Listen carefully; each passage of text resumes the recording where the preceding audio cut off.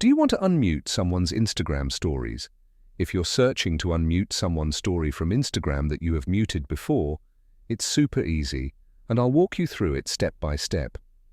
But before we get started, make sure to like this video and subscribe to the channel for more tutorials and tips. Now let's get started.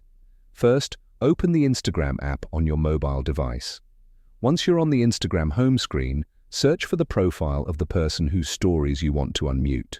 You can do this by tapping the search icon at the bottom and typing their name into the search bar.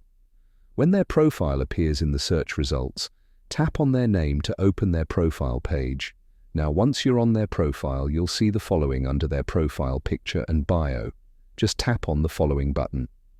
Now, a pop-up menu will appear with several options. From the pop-up menu, tap on Mute.